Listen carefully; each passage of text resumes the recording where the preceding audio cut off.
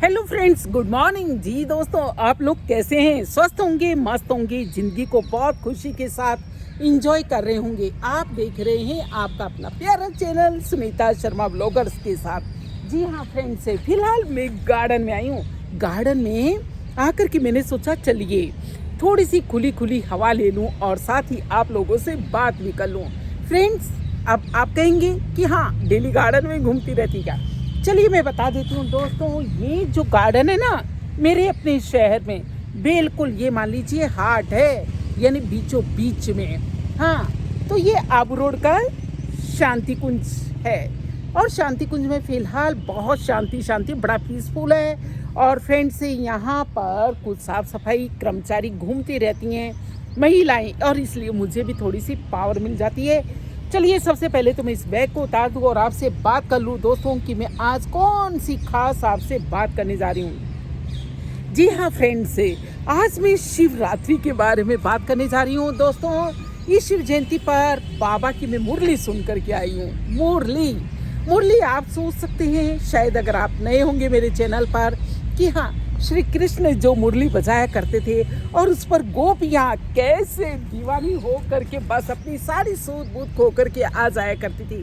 दोस्तों, उसी प्रकार से हमारे बाबा भी मुरली बजाते हैं और हम गोपियाँ ना बस अपनी सूझ बूझ खो करके आ जाते हैं। फ्रेंड्स, अब वो बांस की बनी हुई मुरली नहीं, अरे ना ही वो सोने चांदी से है बनी हुई है। फ्रेंड्स, वो एक ऐसी मुरली है जो गीता के माँ वाक्यों पर आधारित है। ये मानिए सारे शास्त्रों का निचोड़ है। तो देखिए आज उसके अंदर क्या बात कही। मैंने कहा अगर ये बात दिमाग में बैठ जाए ना तो ज़िंदगी सुधर जाए। तो मैं भी बैठाने की कोशिश करूँगी, बैठा रही हूँ वैसे बहुत सालों से, काफ़ी हद तक फ्रेंड्स बैठ भी चुकी है, और जो थोड़ा बहुत है ना उसे और बैठाने की कोशिश करूँगी। हाँ, तो देखिए आज बाबा ने हमें कहा आज हमें बाबा ने बताया अपनी मुरली के अंदर कि अगर कोई आपकी खासियत भी है ना, विशेषता भी है, तो उसको अहम पर मत लो। इस अहम और इस अहंकार में मत आओ कि हाँ वो आपकी विशेषता है। अरे वो प्रभु देन है वो प्रभु देन है, वो प्रभु ने भरी हुई आपकी विशेषता है, वो प्रभु वरदान है। ऐसा मानेंगे तो बस उसकी महिमा भी होती रहेगी और आपकी विशेषता निरंतर आगे से आगे बढ़ती रहेगी। अक्सर क्या होता है कि हाँ, लोगों के अंदर कोई खासियत होती है, कोई विशेषता होती है, तो वो इस वहम में आ जाते हैं कि भाई बहुत से लोग देखो, मैं ऐसी भी महिलाओं से मिलती हूँ जिनके पुरुष जो है कमाते हैं, नौकरी करते हैं, और वो महिला बेचारी गृहिणी है। तो वो महिलाएं अपना दर्द रोती हैं तो भाई उनका दर्द सुना नहीं जाता। वो क्या कहते हैं, तुम तो बैठी बैठी खाती हो, बाकी हम कैसे पसीना बहा करके कमा के लाते हैं ना, तुम बाहर निकलो तो पता लगे। तो ऐसे में उनको कितना दर्द होता होगा। अरे भाई, सबका अपना अपना काम है, सबकी अपनी अपनी विशेषता है। जो गृहिणी में विशेषता है वो आप में नहीं हो सकती। तो विशेषता अगर है भी ना, मान लीजिए आप में कुछ विशेष, आप किसी भी क्षेत्र में वह, तो ये मानो कि वो प्रभु वरदान है, वो प्रभु देन है। किसने दिया है? भगवान ने दिया है। बाकी नहीं तो क्या है, बकरी की तरह मैं करती रहती। देखो बकरी क्या करती है? मैं करती रहती है हरदम। तो उसको कोई पूछता है क्या? नहीं पूछता। उसी तरह से अगर हम इस संसार में रह करके जो भी करता हूँ मैं, अगर कुछ अच्छा हो गया तो भी मेरी बदौलत, बच्चे अच्छे निकल गए तो देखो मैंने बच्चों पे ध्यान दिया, कुछ भी अच्छा हो जाए, मान लीजिए आपके माध्यम से कुछ भी अच्छा काम हो रहा हो, तो ये मानिए कि उस आत्मा का संस्कार था जिसने अच्छा किया, और साथ ही साथ वो प्रभु की पसंद थी, वो प्रभु की देन थी। तो आपका जो कार्य है ना वो निरंतर आगे बढ़ेगा। कभी भी अहम में मत आओ, घमंड में मत आओ कि भाई जो भी कुछ कर रहा हूँ मैं ही कर रहा हूँ। फिर है इतना कहते हैं, हमेशा मिमियाते रहते हैं, मिमियाना, बकरी मिमियाती है ना, उस तरह से। अरे भाई, उस बकरी का मिमियाना तो देखो, भक्ति में क्या हुआ कि बकरी मिमियाती थी, तो भगवान ने कहा कि तुम इस मैं को छोड़ो तो क्या है, तुम्हारा उद्धार हो। तुम्हारा उद्धार कैसे संभव है? जब इस मैं को छोड़ दो तो तुम्हारा उद्धार संभव हो, उसकी बलि दो।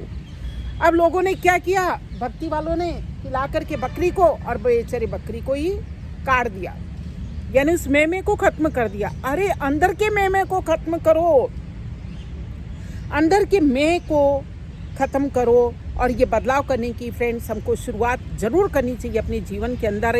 अक्सर बहुत से लोगों को यही गलतफहमी रहती है कि जो भी कुछ कर रहे हैं वो उन्हीं की वजह से कर रहे हैं। और फिर ये जो बदलाव होगा ना वो मोहब्बत से होना चाहिए। हाँ, ये जो बदलाव होगा कि भाई चलो कोई बात नहीं, सब कुछ आपकी वजह से हुआ, हे प्रभु तेरा शुक्रिया, हे प्रभु तेरा शुक्रिया। ये जो बदलाव होगा ना वो मोहब्बत से होना चाहिए, मेहनत से नहीं। मोहब्बत क्या है? मेहनत से पीछा छुड़ा देती है। अरे हम कोई भी बदलाव करते हैं, कोई भी काम करते हैं, अगर मोहब्बत से करते ना, प्रेम से करते हैं, तो ये मानिए कि मेहनतें लगती ही नहीं है।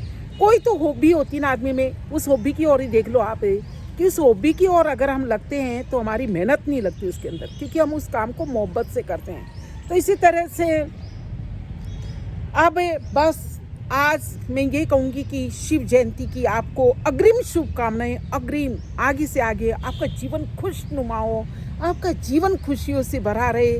फ्रेंड से हमारे यहाँ ब्रह्मा कुमारी इसमें मैं जाती हूँ तो वहाँ तो अभी भाई पूरा महीना शिव जयंती बनाए, शिव जयंती के कार्यक्रम हम लोगों ने किए और बहुत उमंग उत्साह के अंदर रहे, बहुत खुश रहे। ये मानिए कि उस खुशी का वर्णन करना चाहूँ ना तो वो वर्णन हो ही नहीं सकता। इतनी खुशी हमें बाबा हमें एहसास दिलाते, इतनी खुशी हम महसूस करते हैं। तो आप भी, आपके नज़दीक कोई सेंटर ज़रूर होगा। अरे गूगल पर जा कर के सर्च कर लो। हाँ, तो देखिए आपके नज़दीक नियर बाई मी में सर्च कीजिए और फ्रेंड से किसी भी ब्रह्मा कुमारी सेंटर पर ज़रूर जाइए। और दोस्तों आज बाबा ने हमें एक ऐसी मिठाई और खिलाई, दिल खुश मिठाई। देखिएगा आप कि कौन सी मिठाई दिल खुश मिठाई है। दिल खुश मिठाई बाबा की खास पसंद मिठाई है फ्रेंड्स। उस मिठाई में दिल खुश, अब आप भी चौंक गए होंगे कि ये कौन सी मिठाई है। हाँ, आप घर पर बनाने की अप्लाई कर सकते हैं कि दिल खुश मिठाई कैसे बनती है। उसके लिए आप रेसिपी जा कर के सर्च कर सकते हैं। आजकल तो नेट से सब पता लग जाता है, यूट्यूब से। लेकिन दोस्तों यहाँ पर दिल खुश यानी अपने मन की खुशी। अरे उस मिठाई को खा लेते ना, यानी दिल को खुश रखना सीख जाते हैं, पॉजिटिव रहने लगते हैं। तो ये मानिए कि जैसे कोई भी मिठाई खा करके हम लोग हमेशा खुशियाँ मनाते हैं, ऐसे ही दिल खुश एक मिठाई है। यानी आप अपनी रखिए दिल को खुश। फिर देखिए दोस्तों ज़िंदगी जीने में आता है मज़ा। बाकी तो समय है, उतार और चढ़ाव सबके जीवन में आते हैं। उसको एक और पॉइंट देखिए, पॉइंट में से पॉइंट्स निकलते हैं फ्रेंड्स से।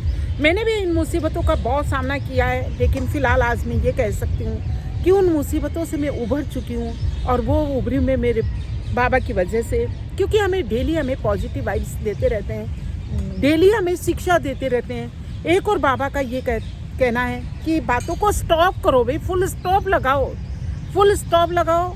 यानी ऐसा नहीं बातों को बिखेरो। जीवन में उलझने अक्सर आती कहाँ से हैं?